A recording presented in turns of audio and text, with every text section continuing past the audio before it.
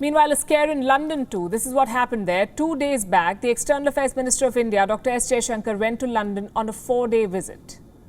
With him were delegates from the Ministry of External Affairs. They were there to attend the G7 summit in person. Now, all of them are self-isolating. That's because 2 members of the Indian delegation tested positive for the Wuhan virus. None of them has been to the main summit venue at Lancaster House. So the meetings are still taking place, but India is attending virtually. The minister himself confirmed the news. He said, and I quote, "I was made aware yesterday evening of exposure to possible COVID positive cases as a measure of abundant caution. And also out of consideration for others, I decided to conduct my engagements in the virtual mode." The British Prime Minister was also asked if holding the summit in person had been a mistake in light of the current situation, and this is what he said. I think it's very important to try to continue as much business as you can as a government. We have a very important relationship with India, with our G7 partners. As I understand it, what's happened is that the individuals concerned are all isolating now. And when I will be seeing the Indian Foreign Minister later on this afternoon, but that will be a Zoom exchange, I'm given to understand. Now, a lot is being said about the situation both in India and outside. The government's handling of the crisis is being questioned. The foreign media has made burning pies in India their default background when they report. Some are mocking India's misfortunes. The fact is, the Indian delegation was invited for this summit in London.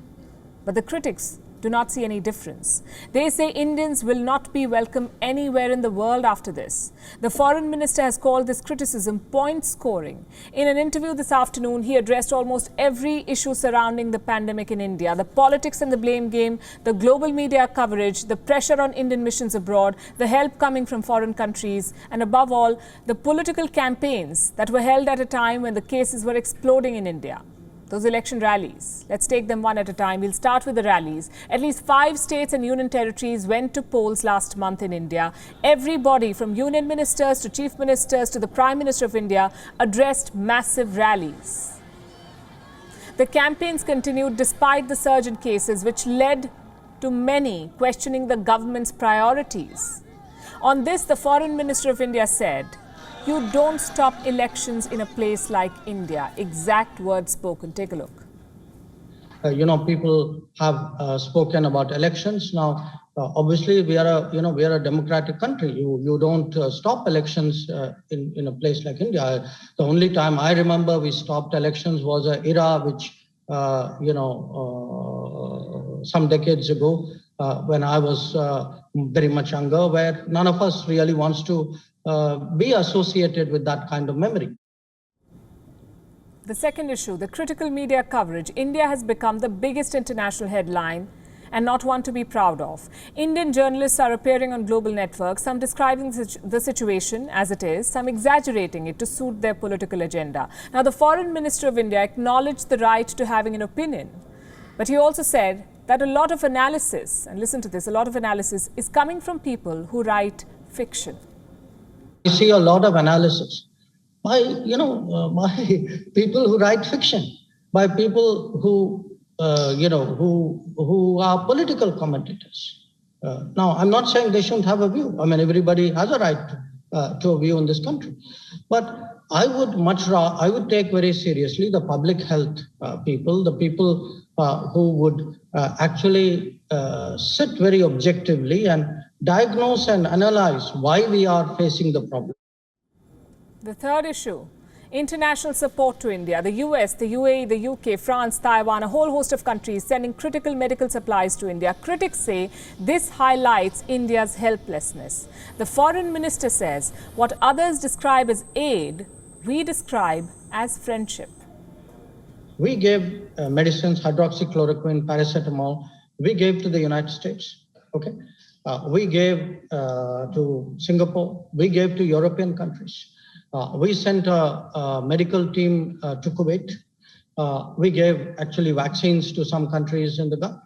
Now, would you have described it as aid? We described it actually as friendship, as support. The fourth issue, the pressure on Indian missions abroad. It is Indian embassies, remember, that are organising and coordinating international support. But the vitiated debate on India could hurt, even derail the work that they're doing. So the foreign minister had a message for Indian diplomats. He has asked them not to be overpowered by negative reports, to filter the noise and focus on ensuring key requirements. Will be people who would naturally be worried about what's happening in India, understandably so. So some of it would be to explain to them what is happening. But the key message would be, look, there will be debates in India. Filter that noise. Do what you have to do as a mission. Do your job. Do your job. Best advice ever. The bottom line is this pandemic is a shared problem for the world. It has touched every country, rich and poor. There's no doubt that it is the government's job to control it. But a politically motivated post-mortem in the middle of a crisis helps no one. As for the government, fixing the shortages should be more important than fixing the narrative.